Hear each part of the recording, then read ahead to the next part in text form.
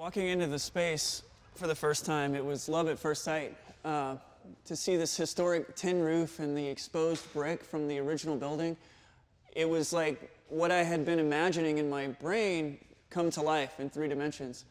I literally got goosebumps the first time that I walked in here because it felt like coming home to me.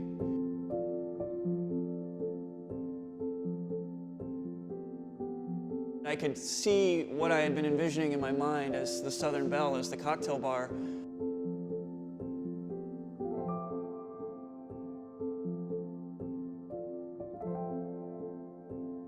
To have the adjacent space where I could fit the secret passage for Georgia Boy, I mean, it was almost like it was tailor-made for this project.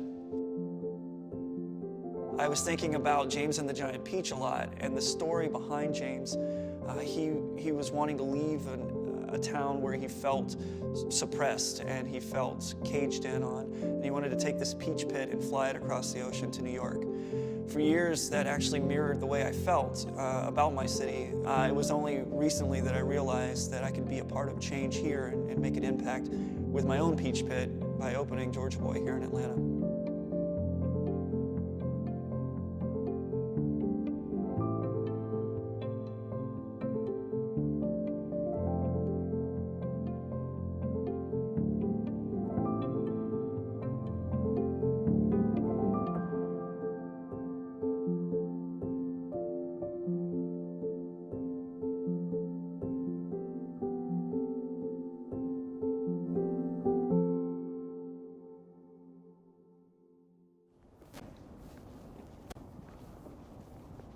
I haven't been here since I was like 10.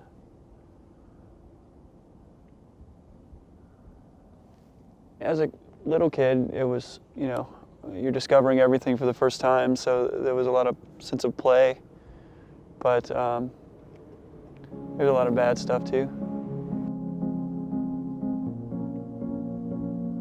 Being with my granddad was always a happy time.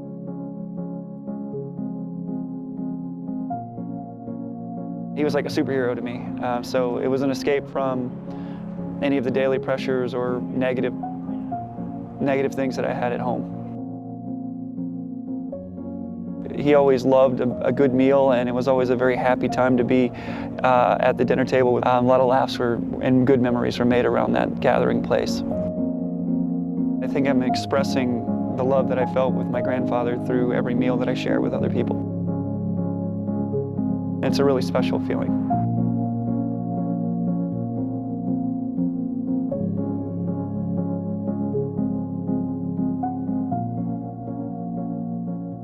A lot of places just start with a small amuse or amuse, as they call them.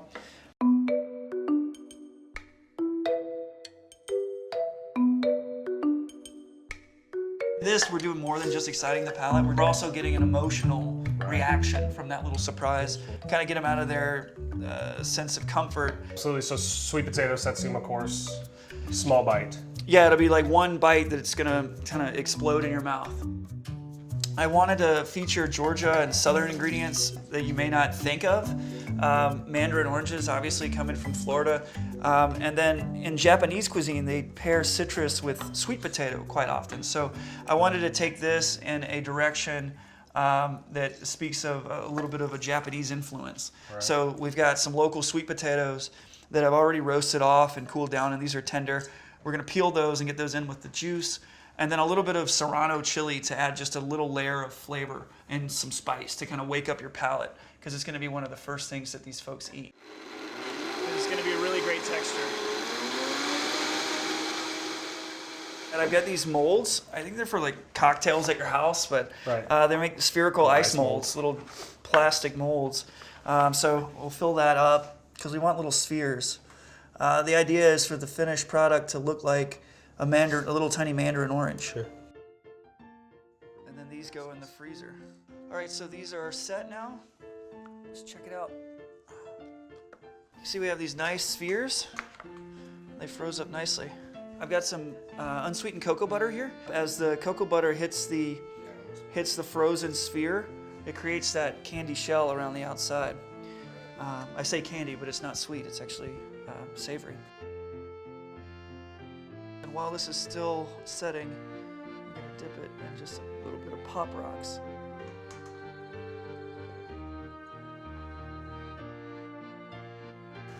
Then I thought we would plate them onto their big brother satsumas, so it helps to kind of tell the story.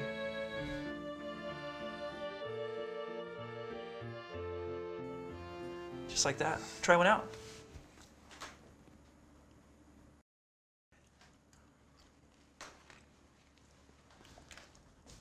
Yeah, it's very surprising. Yeah. I'm gonna try one out too. A lot of cooks can make really good food. It takes something. It takes a lot more things to actually be a chef. I knew that was coming, and it still made me smile. Joey checks all those boxes. He has a really inspirational approach to the way he goes into it, I think. Did you fall in love with him because of his food? It definitely helped a lot.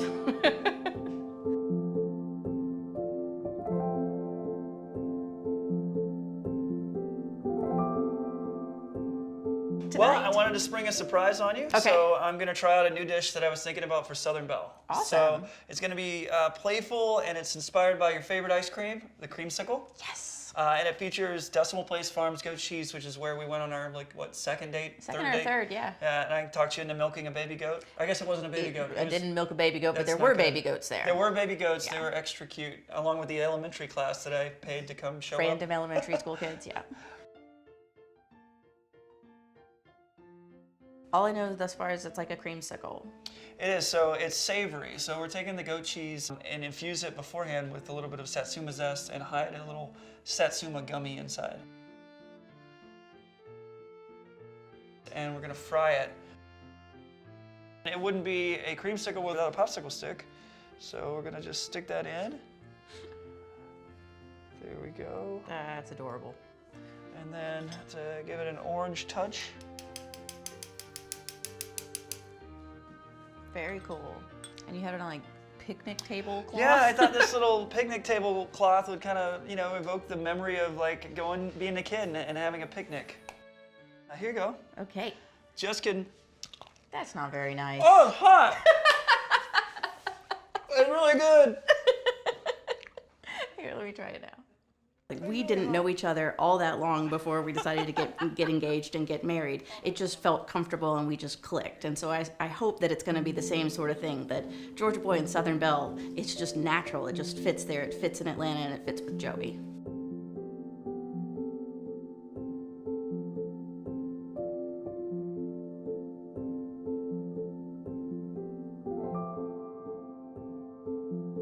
Library bookcase doors open up here with the James and the Giant Peach as the opening book.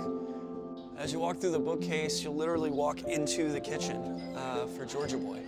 Work your way with your newfound friends through around 10 courses of not just food, but entertainment, friendship, fellowship, and emotional experience. My hope is that leaving here, if only for a little while, you got to feel like you were a kid again.